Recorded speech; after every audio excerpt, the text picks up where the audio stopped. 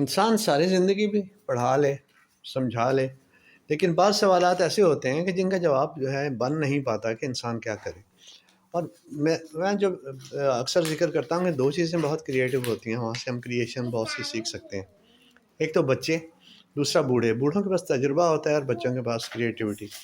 اب یہ بچی 2-3 دن سے ایک سوال کر رہی ہے، وہ چاہ رہی ہے کہ میں اسے ویدر دکھاؤں کہ ویدر کیسا ہوتا ہے، وہ ویدر سے ملنا چاہتی ہے لیکن مل نہیں پاتی۔ وہ شام کو ایک روز کہتی ہے، چند روز پہلے، کہ let's go to weather, weather is so good, let's go out.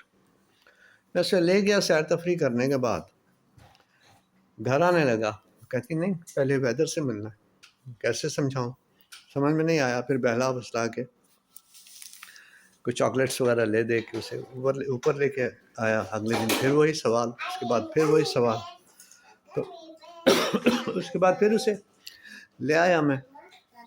تیسرے دن پھر سوال، پھر آخر میں نے اس کا جواب سوچا، کوشش کی میں نے جواب سوچنے کی، لیکن میں نے اسے کہا کہ when it's not very hot, when it's not very cold, that means weather is good۔ کہتی ہے let's go to weather۔ تو کہاں لے کے جاؤں میں اسے؟ تو نہیں سمجھ پایا کہ میں اسے ایکسپلین کیسے کروں۔ تو بہت سے سوال ایسے ہوتے ہیں جو کہ جواب طلب تو ہوتے ہیں، جواب ہوتے بھی ہیں، لیکن مختلف مرحلوں میں مختلف لوگوں کو، مختلف اسٹیٹ آف مائنڈ کو ہم اسے ایکسپلین نہیں کر پاتے۔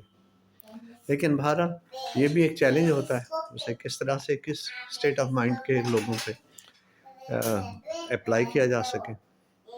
تو بہرحال اکثر یہ ہوتا ہے کہ تجربہ جو ہے بزرگوں کا، بڑی عمر کے لوگوں کا، اور کریٹیوٹی بچوں کی، وہاں سے ہمیں یہ سوچنا ہوتا ہے کہ کس طرح سے ہم ان کے سوالوں کا جواب دیں، اور وہیں سے ہماری اپنی نشو و نما ہوتی ہے۔ یعنی بچوں کی تو جو ہے نشو و نما ہونی ہے، لیکن ہمیں بھی ایکسپلین کرنے میں بہت سی مدد ملتی ہے۔ Thank you.